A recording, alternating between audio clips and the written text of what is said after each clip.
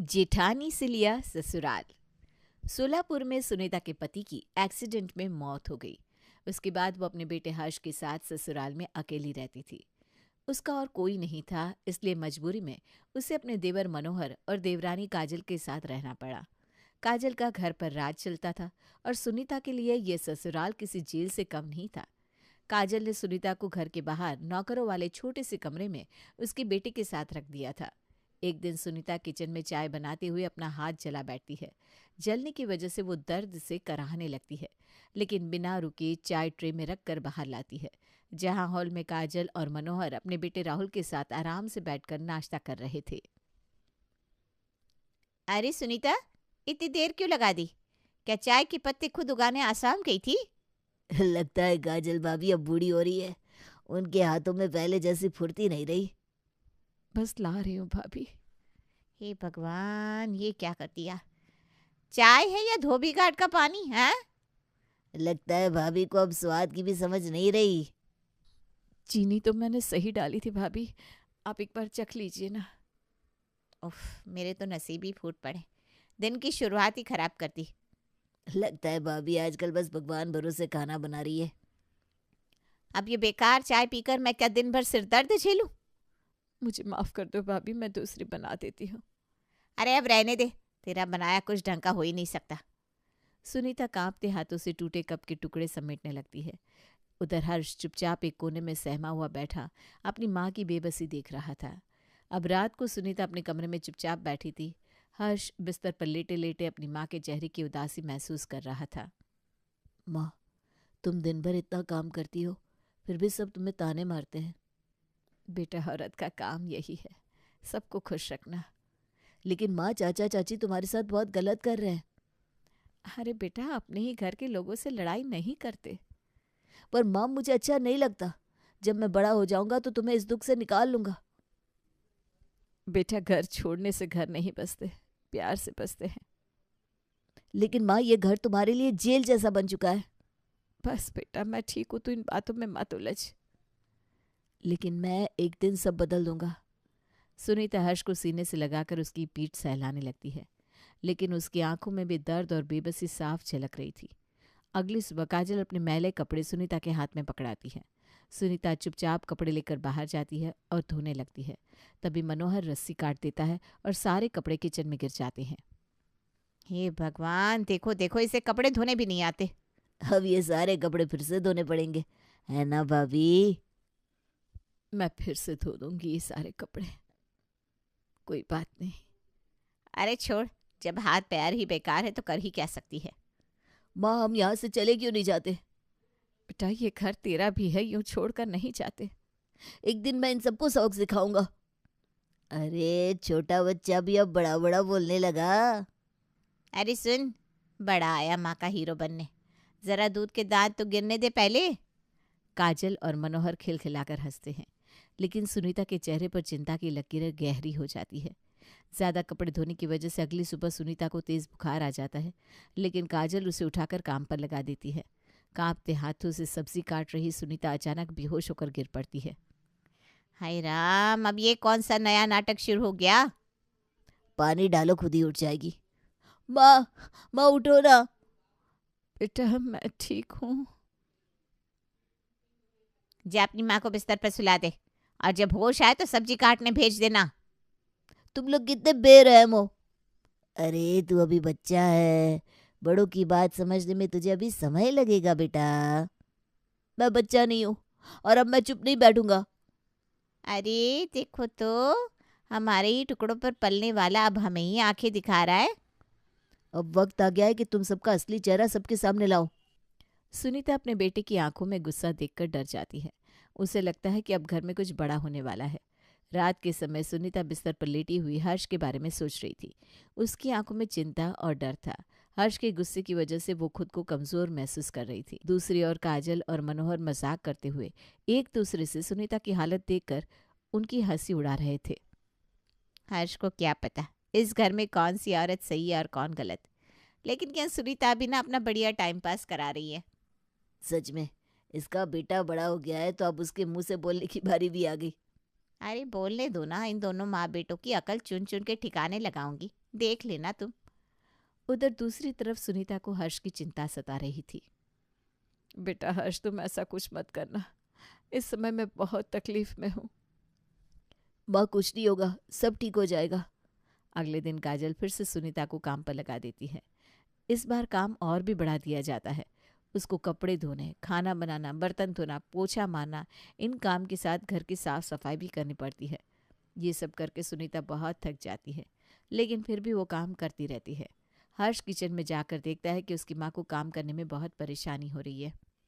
माँ तुम आराम करो, मैं काम कर दूंगा। क्या हो रहा है? हाँ, तुझे लगता है कि तेरी माँ से ये थोड़ा सा काम भी नहीं होगा? नहीं हर्ष बेटा, तुम्हें परेशान होने की जरूरत नहीं है, तुम चाहो। माँ तुम अब काम कैसे कर पाओगी? तुम्हें देखकर ऐसा लगता है कि तुम बहुत कमजोर हो चुकी हो। देखो तो, अब लड़का भी माँ की जगह लेने के लिए तैयार है। बस बेटा, मुझे कोई मदद नहीं चाहिए। बिल्कुल नहीं, मैं एक दिन इन सबको उनकी औकात दिखा कर रहूंगा। लगता है तू बहुत बड़ा आदमी बन गया है, तभी तो दिखाएगा ना हमें हमारी औकात। खाने के लिए दाना नहीं और हमको औकात दिखाने की बात कर रहा है। अभी मेरा दिमाग खराब हो गया तो तुझे और तेरी माँ दोनों को सड़क का रास्ता दिखा दूंगा। खाने को मिल रहा है इसलिए इतनी अकड़ है ना इसमें। नहीं नहीं, ऐसा कुछ मत करना, मैं अपने बेटे के लिए माफी मांगती हूँ। काजल और मनोहर की बातें सुनकर हर्ष का गुस्सा और बढ़ जाता है, लेकिन सुनीता चुप रहती है। अब समय बीतते बीतते हर्ष बड़ा हो जाता है, लेकिन उसकी पढ़ाई पूरी नहीं हो पाती। ये क्या कर रही हो? घर का काम करो सुनीता, हर्ष को क्या सिखा रही हो? देख लेना सब, वो दिन अब दूर नहीं जब मेरा बेटा बड़ा आदमी बनेगा। माँ रहने दो अभी, रात में पढ़ा देना वरना चाची तुम पर गुस्सा करेंगी। हाँ ठीक कहा बेटा, जा तू जाकर ये सब पढ़ ले तब तक। एक दिन अचानक घर पर हर्ष के रिश्ते वाले आते हैं। सब कुछ अच्छा लगता है, लेकिन काजल जब लड़की की फोटो देखती है तो उसका इरादा कुछ और हो जाता है। हर्ष के लिए बढ़िया रिश्ता आया है, क्यों ना इस लड़की की शादी राहुल से करवा दूं। पर वो तो अभी छोटा है भाभी। अरे कोई फर्क नहीं पड़ता, तू अपने काम से काम रख, मेरे काम में दखल ना दे। लेकिन ये गलत बात है, रिश्ता हर्ष के लिए आया था, राहुल के लिए नहीं। तो ठीक है, उन रिश्तेदारों को तेरी हालत बता देती हूँ। अब कोई नौकरानी के बेटे से अपने बेटे की शादी थोड़ी ना कराएगा। ऐसा ना करना भाभी, हमारे घर के बाहर थोड़ी सी इज्जत बची है, उसको ऐसे ही रहने दो, वरना हर्ष की शादी नहीं हो पाएगी। अब आई ना कल, अब जाकर चुपचाप अपना काम कर। अब राहुल की शादी बबली से तय हो जाती है। सुनीता को लगता है कि बहू के आने से घर में खुशियां आएंगी, लेकिन बबली का रूप काजल को देखकर बदलने लगता है। वो भी सुनीता से अपनी सास के जैसे ही व्यवहार करने लगती है। बबली और काजल ने मिलकर सुनीता से और ज्यादा काम करवाना शुरू कर दिया था। यहाँ झाड़ू क्यों नहीं लगाई तुमने? सुनीता, ये क्या हाल बना रखा है घर का? मैं करती तो हूँ, लेकिन अब मैं थक गई हूँ। हाँ, खाना खाते समय तो नहीं थकती, अब कैसे थक गई? मम्मी जी जल्दी से ये साफ करवाओ, मुझे ये सब गंदगी देखकर चक्कर आ रहे हैं। सुना ना तूने, मेरी बहू की तबीयत अगर खराब हुई ना तो मैं तुझसे 2 गुना काम करवाऊंगी, समझी? चल जल्दी से करिए। नई बहू के आने के बाद हर रोज सुनीता को बासी खाना खाने को मिलने लगा, जबकि बाकी लोग गर्मा गर्म खाना खाते थे। ये सब सहकर भी सुनीता फिर भी खामोश रहती थी। सुनीता, ये ले तेरे लिए बचा हुआ खाना, खा लेना, इसे बर्बाद ना होने देना। अब मैं क्या करूं, खाने को यही तो मिलता है। अरे महारानी जल्दी खाओ, उसके बाद बर्तन भी धोने। हाँ हाँ खा रही हूँ। काजल ने एक बार फिर से अपना पुराना प्लान बनाना शुरू कर दिया। अब उसकी नज़र हर्ष की शादी पर थी, तो वो सोचने लगी, मैं हर्ष के लिए ऐसी लड़की लाऊंगी जो पूरी नौकरानी बनकर मेरा घर वाला काम करे और मुझसे कभी ज़बान भी ना लड़ाए। पर मम्मी जी, उसकी शादी अब करवाना ही क्यों चाहती हो? अरे बबली, वक्त का खेल है, सुनीता अब ज़्यादा काम नहीं कर पाती और इससे ज़्यादा काम लेंगे तो ये निकल लेगी, इसलिए अब उसके लड़के की शादी करवानी होगी। वाह मम्मी जी, अब कितनी स्मार्ट हो। एक दिन अचानक हर्ष घर आता है और सबको बताता है कि उसने शादी कर ली है। उसकी पत्नी सोनाली घर में आती है और काजल ये देखकर चौंक जाती है, क्योंकि उसका प्लान अब फेल हो चुका था। अब ये कहाँ से आ गई? मैं हर्ष की पत्नी हूँ, हम दोनों एक दूसरे से प्यार करते हैं, इसलिए हमने मंदिर में शादी कर ली। खुश रहो बेटा, आज मैं बहुत खुश हूँ। लेकिन मैं खुश नहीं हूँ। ऐसे कोई शादी थोड़ी ना होती है। ये लड़की रहेगी कहाँ? अरे कमाल करती हो आप, मैं अपने पति के साथ उसके घर पर रहूंगी। सोनाली के घर में कदम रखते ही माहौल बदलने लगता है। काजल और बबली को लगता है कि अब उनका राज खत्म हो जाएगा। माँ जी, मैं कोई काम करने में पीछे नहीं हटूंगी। ये क्या नया तमाशा है? तुम भी इस घर में काम करने आ गई? मम्मी जी, ये क्या हो रहा है? मुझे तो कुछ समझ में ही नहीं आ रहा। अरे मुझे क्या पता, मैं खुद समझूं तो तुझे समझाऊंगी ना। मेरा प्लान तो चौपट हो गया। अरे कौन सा प्लान? चुप रहो, तुम्हें तो बाद में समझाऊंगी। काजल और बबली को सोनाली का आना बिल्कुल पसंद नहीं आया। वो अब सोनाली पर चिल्लाने लगते हैं। तुमसे पहले जो काम मुझे करना था अब वो तुम करोगी। मुझे काम करने में कोई दिक्कत नहीं है, मैं तुम्हारी तरह नहीं हूं जो दूसरों से काम करवाऊं। बस करो अब सब लोग, अब हम सब मिलकर काम करेंगे। क्या मतलब? हम सब मिलकर काम करेंगे? मतलब मैं और मेरी बहू। काजल और बबली फिर से मिलकर सोनाली को तंग करने का प्लान बनाते हैं। वो सोचते हैं कि अगर सोनाली को काम में उलझाया जाए तो सुनीता को परेशान किया जा सकता है।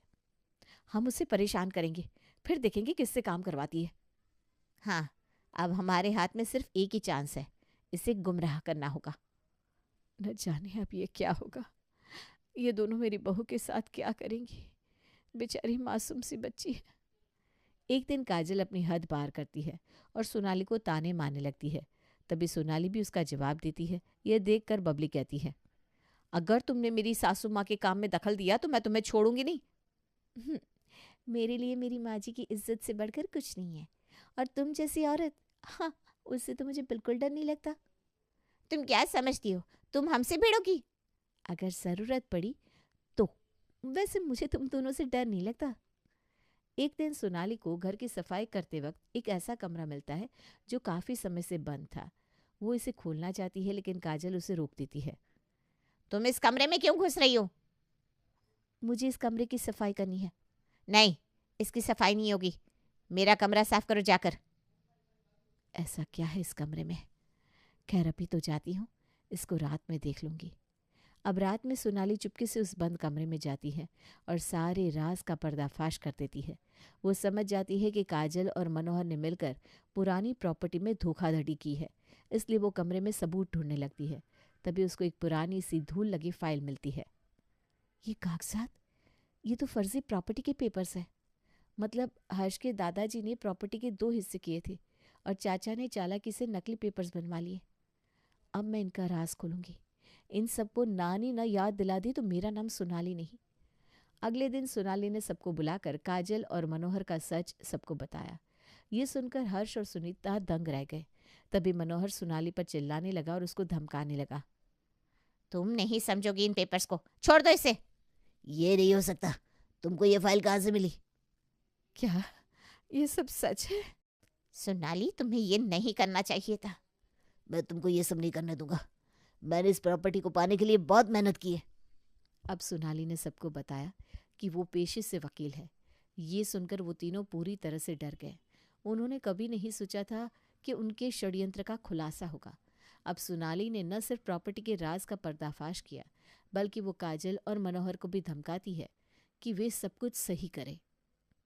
अगर तुमने अपनी चालाकी नहीं छोड़ी तो मैं तुम्हारी सारी धांधली खोल दूंगी। तुम हमें समझ नहीं पाओगी, तुम गलत कर रही हो। अगर ये बात सबको पता चली तो हम कहाँ जाएंगे? सोनाली अब अपनी ताकत दिखाती है और काजल मनोहर से साफ साफ कह देती है कि अगर उन्होंने कुछ किया तो सब कुछ उनके खिलाफ हो जाएगा। अगर तुमने मेरी माँ जी के खिलाफ कुछ किया तो मैं तुम्हारी पूरी जिंदगी बर्बाद कर दूंगी। पूरे शहर को बता दूंगी कि तुमने अपने भाई की प्रॉपर्टी हड़प कर उनकी पत्नी और बेटे से अपने घर में नौकरों वाला सलूक किया है। तुम ऐसा नहीं कर सकती, इससे समाज में हमारी पूरी इज्जत मिट्टी में मिल जाएगी। हमें माफ कर दो, लेकिन ऐसा मत करो। सोनाली ने अब पूरी तरह से मनोहर को फंसा लिया था। वो जानती थी कि ये सही समय है जब उसे अपनी सास और पति के लिए सही कदम उठाना है। तुम लोगों ने जो किया वो अब सबको पता चलने वाला है। तुम मेरे साथ ऐसा नहीं कर सकती। तुमने अपनी ही फैमिली की जान को खतरे में डाला है। सोनाली, ये सब तुम नहीं कर सकती, तुम नहीं समझोगी। अब काजल और मनोहर को अपनी सच्चाई का सामना करना पड़ता है। सोनाली ने कड़ा रुख अपनाया और उन्हें समझा दिया कि अब उनके पास कोई रास्ता नहीं बचा। अब तुम दोनों को अपने किए का हिसाब देना होगा। हम तुमसे माफी मांगते हैं, पर ये सब तुम्हारे लिए नहीं है। मैंने सब कुछ किया है, लेकिन तुम मेरी जान क्यों ले रही हो? तुम दोनों ने हमें कितना सताया है, अब तो सच सामने आ ही गया। मनोहर अब अपने किए पर पछताता है और सोनाली से माफी मांगता है, लेकिन अब काफी देर हो चुकी थी। सोनाली, हमसे जो भी हुआ वो गलत था, हमें माफ कर दो। तुम्हारी माफी का कोई मतलब नहीं। अब मैं वही करूंगी जो सही है। हमारे पास अब कोई रास्ता नहीं, सब कुछ खत्म हो गया। अब तो बस यही करना चाहिए था। सोनाली ने सबको समझाया कि ये केवल उनके परिवार का नहीं, बल्कि उनके भविष्य का सवाल था। अब वो सबका फैसला करने वाली थी। तुम दोनों ने मेरे सास और पति को बहुत दर्द दिया है, अब इसकी सजा भुगतो। हम जानते हैं कि हम गलत थे, लेकिन अब क्या होगा? अब सब कुछ सही हो जाएगा। सोनाली ने मनोहर और काजल से माफी की शर्तों पर समझौता किया। अब सोनाली ने उन्हें अपने हिस्से की प्रॉपर्टी दे दी, लेकिन इस बार नियम और शर्तें तय हो चुकी थी। ठीक है, लेकिन इस बार तुम्हें सब कुछ नियम से करना होगा। तुम हमें कैसे माफ कर सकती हो? हम सब ने बहुत कुछ सहा है, अब सब ठीक हो जाएगा। हमें सही रास्ता दिखाने के लिए धन्यवाद। अब परिवार के अंदर शांति लौट आती है। काजल और मनोहर को उनके कर्मों का फल मिल चुका था। सोनाली ने कड़ी मेहनत और बुद्धिमानी से परिवार को एकजुट किया। अब हम सब एक साथ खुश रहेंगे। तुम सही कहती हो, अब हम अपने काम खुद करेंगे। हमने जो गलत किया उसका पछतावा है, अब हम खुद को सुधारेंगे। अब परिवार में प्यार होगा, कोई टकराव नहीं होगा। सोनाली की मदद से अब सब कुछ व्यवस्थित हो गया था। वो अपने परिवार के साथ सुखी जीवन की ओर बढ़ने लगे। काजल और बबली को भी घर के काम करने का जिम्मा दिया गया। सोनाली के सबक ने पूरे परिवार को एक साथ बांध दिया और सब खुशी से रहने लगे।